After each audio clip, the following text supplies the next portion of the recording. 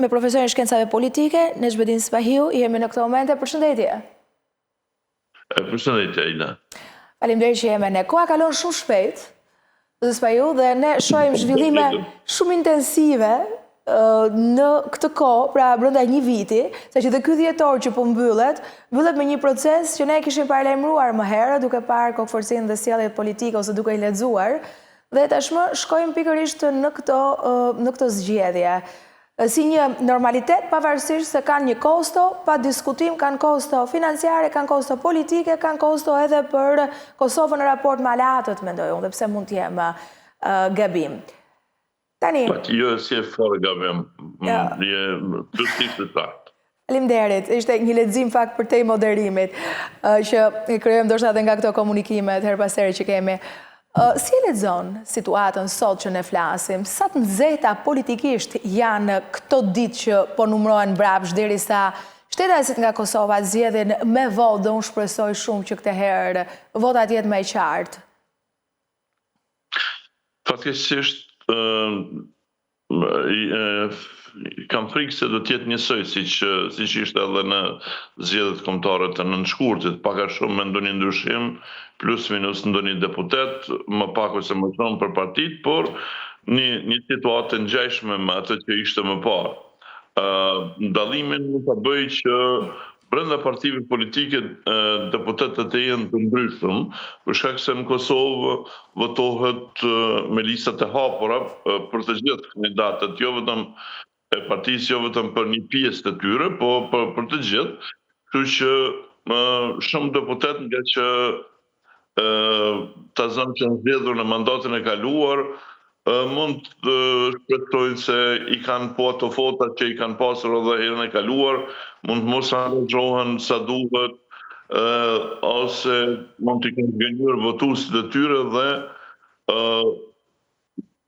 shqisoj mund të mos zgjidhen, mund të zgjidhen disa tjerë të cilët i japin më shumë vrull edhe angazhim dhe mund të kemi një përbërje krejtësisht tjetër të parlamentit, por përqindja partive politike mund të jetë po ajo që ishte edhe në zgjedhjet kombëtare të nënshkurtit. Po desha të shtoj këtu kur fol pse nuk ka dakordim mes partive politike, pse nuk formohet qeveria, pse kishte koalicione, edhe pse ato dukeshin, edhe kur e bisedonim së bashku, që kishte një rrugë zgjidhje të si të bëshin, kush më kënd të bënte koalicion dhe të formohet qeveria. Shikoni, kjo është nga një pikë vështrim i cili po sqaroj kështu. Ta zëm në një vend demokratik, në Skandinavi, ose në Francë, ose diku ka vend, gara bëhet për shembull mes politikanëve të cilët kanë vizione të ndryshme, ide të ndryshme se çfarë duhet t'i japet prioritet vendit. Për shembull, një grup njerëzit mendon që duhet t'i japet më shumë prioritet, duhet investuar më shumë në arsim, disa tjerë më shumë në kulturë, disa tjerë më shumë në infrastrukturë, disa në shëndetësi, në sistemin gjyqësor e tjerë, dhe këtu ndahen në parti politike. Një parti është për njërën, tjetra për tjetrin, për prioritetin tjetër, dhe vënë në garë. Kur vënë në garë, atëherë në qytetarët japin zgjidhjen, dhe e që si një parti të parë, një të dytë, një të tretë, e kështu me radhë, dhe kësaj përcaktohen edhe prioritetet e asaj shoqërie.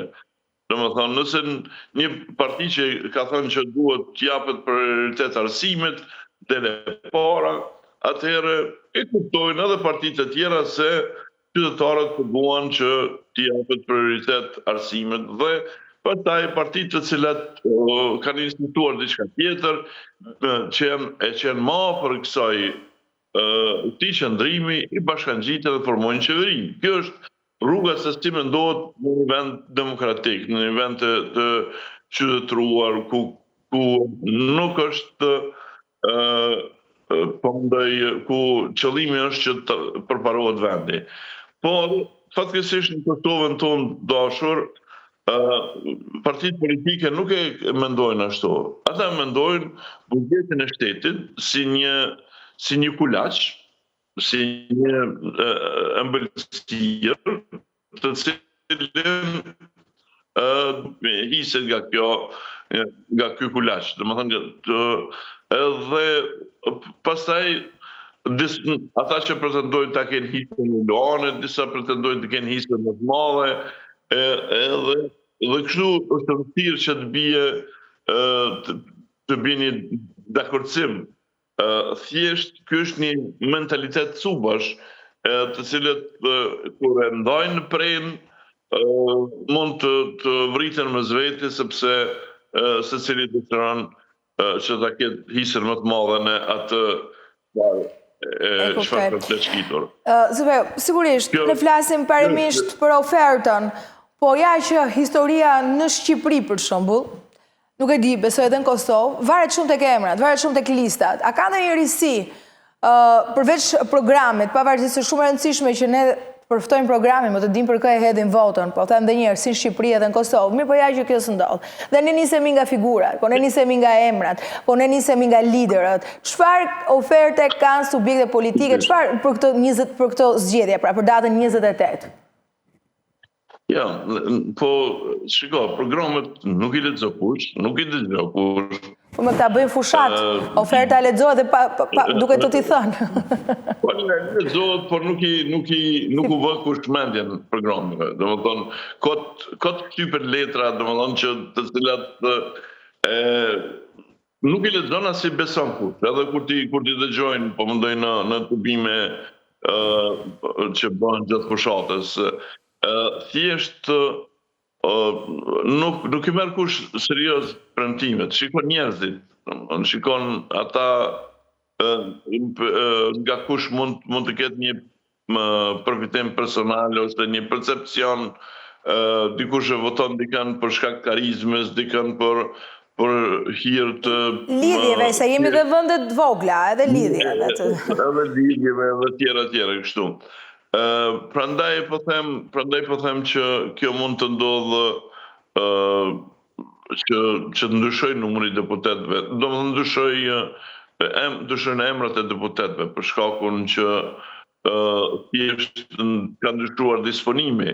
Edhe njerëzit nuk mund ata të cilët janë çuar me komoditetin që t'i kenë votat për shembull nga zgjedhjet që janë bërë 10 muaj më parë, mund të në komoditet edhe mund të tradhtojnë ndjenja. Mund të thjesht vota mund të shkojë dikuj tjetër, nga që edhe nuk kanë pasur mundësinë që ty premtimet të cilat ju kanë dhënë njerëzve që do të fusë në punë, ose do të bëj këtë, ose do të bëj atë për ty, nuk kanë mund të realizojnë. Edhe thjesht ata gënjeshtat e tyre më nuk gëlltiten gënjeshtat e dikuj tjetër. Por se përket kampeve politike... Po, çfarë kanë bërë ata në lista? Çfarë oferte kanë ata? Çfarë ndryshimesh? Kanë bërë shumë pak, për shembull, ai që është pritur të bëjë ndryshime më shumëti, Zoma Albin Kurti, ai ka bërë fare pak ndryshime. Më ka marrë vetëm 2 përvoktime, një ish kandidat të pavarur nga Hani Lezit, që ka qenë kryetar komune, ka futur në listë dhe Rufki Sumen, dhe ka futur në listë Zef Morinën, kryetarin e Partisë Shqiptare Demokristjane, i cili ka një grusht të vogël votash, por këto janë, domethënë, tjetër. Po në kuadër të listës së tij, më shumë të ndryshime ka bë partneri koalicionit Lista Guxo, që ka futur 12 kandidat në këtë listë, për të cilëve 4 janë të vjetër dhe 12 janë emrat të rinj. Kështu që kjo ka sjell më shumë, do të thosha, risi. Në Partinë Demokratike të Kosovës ka disa emra të ri, por nuk është që ka ndonjë emër që sjell vota më shumë për partisë, siç ndodh edhe në LDK. madje edhe në Alianca për Ardhmërinë e Kosovës është më tepër, është forcuar, ka marrë disa emra të cilët nuk kanë qenë në listën, kanë qenë dikur, po pastaj janë tërhequr, pastaj janë rikthyer e tjerë, por përgjithsisht njerëzit për ngërshën politik çfarë ka ekzistuar në Kosovë gjatë këtyre muajve, gjatë gjithë këtij viti, kampet janë të ndara. Simpatizantët e vetëvendosjes akuzojnë opozitën, simpatizantët e opozitës akuzojnë vetëvendosjen, nuk është kurse ata që kanë qenë më pavarur akuzojnë të dy palët dhe nuk ka ndonjë ndryshim, domethënë thjesht një akuzë të qartë apo një adresë të qartë për ngërshjen politike, e cila edhe do të sjellte ndryshim në qasjen e votuesve. Kë shef, çfarë skenari shef? Kë shef që mund të... E para njëra opozita e ka maksimizuar do të gjithë këtë lloj situate, këtë lloj ngërçi që ka krijuar për të qenë ajo në vijën e parë, kur theme ka maksimizuar si me njerëz, si me lista, si me ofertë, edhe me punë që bëhet në terren? Vetëm pak se po shoh këtë titrimin të poshtë, lista Guxho nuk e thash që ka futur nga 12 kandidat, ka futur 8 të rinj, jo 12 të rinj. Po, e korrigjojmë shumë shpejt. Po, ka futur 8 kandidat të rinj, kështu është e saktë. E rregullojmë tani. Po. Kurse thash, nuk ka ndonjë kush mund opozita, domethënë thjesht simpatizantë e opozitës akuzojnë vetëvendosjen, por simpatizantë e vetëvendosjes akuzojnë opozitën, se aty ka ngelur. Dhe çfarë pritet të ndodhë? Besoj që prap do kemi një ngërsh politik, nga që nuk pres që të ketë ndryshime të mëdha në numrin e këtyre, domethënë, edhe nëse vetëvendosja fiton 2-3 deputet më shumë, edhe nëse fiton 2-3 deputet më pak, kjo nuk i lëviz gjërat. Prapse do të jemi në ato pozicione, në ato istikamet të cilat i kishim edhe deri më tani. Pra, zëti nuk pret surpriza në të gjithë këtë lloj gare që kemi hyrë tashmë?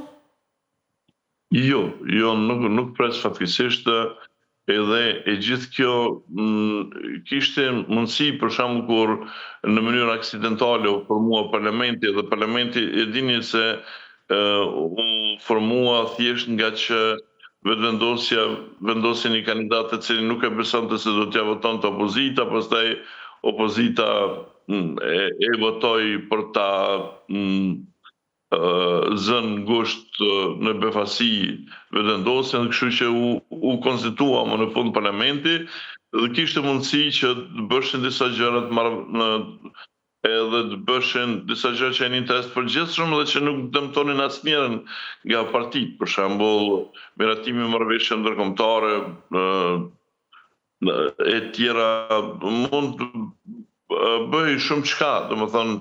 Dhe problemi kryesor i cili shkakton gjithë këtë ngërç politik në fund të fundit, që është mënyra zgjedhjes së presidentit me kushtetutë. Thjesht ne shohim gjithë Kosova, tashmë edhe klasa politike sheh që problemi është mënyra zgjedhjes së presidentit, që nuk zgjedhet direkt nga populli, po zgjedhet përmes parlamentit në mënyrë konsensuale dhe kjo shkakton telashe.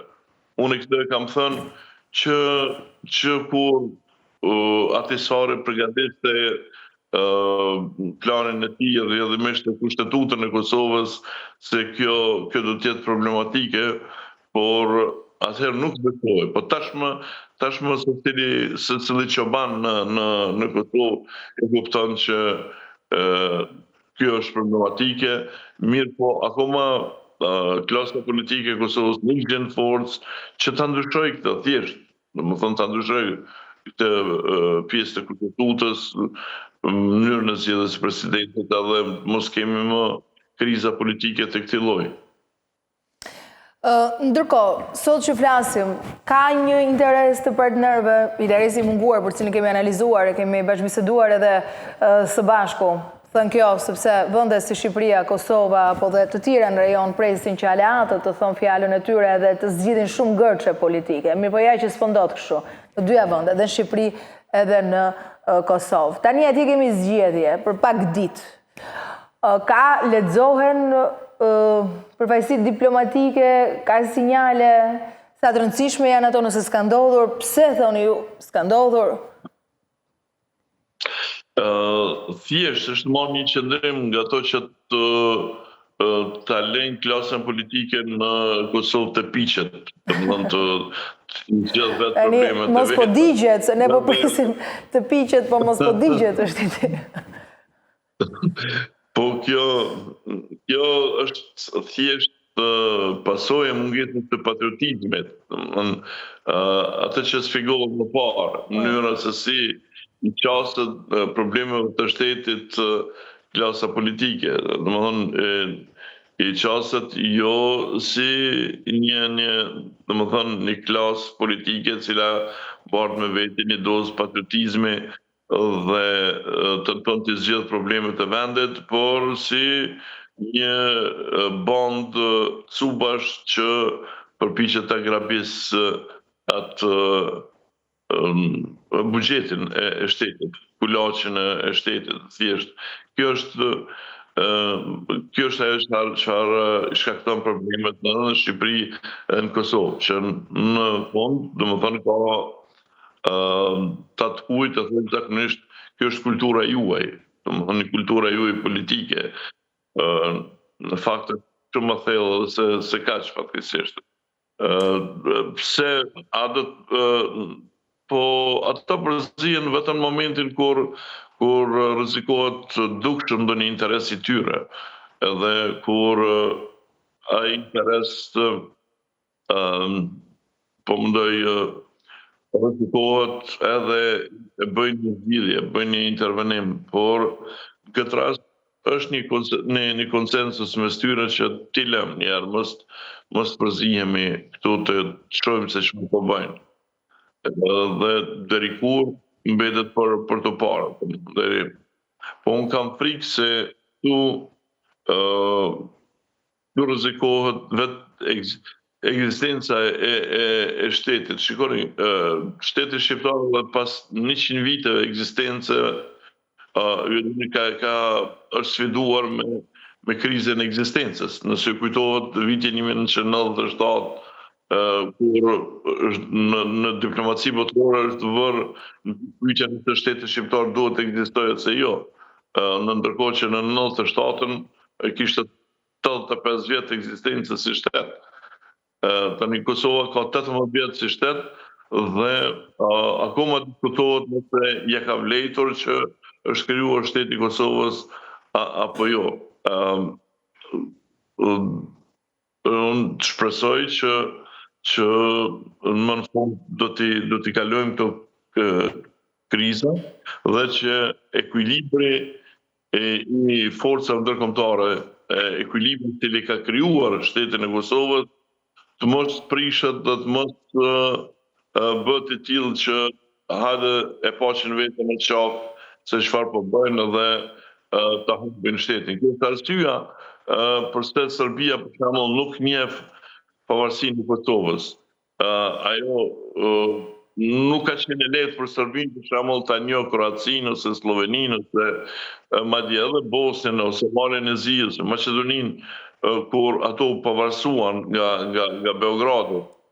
Por megjithatë kur e ka parë që ka humbur terrenin, është pajtuar që t'i njohë. Përse për Kosovën nuk pajtohet që ta njohë Kosovën? Sepse dominon mendimin e Beograd se këta nuk bëjnë shtet dot.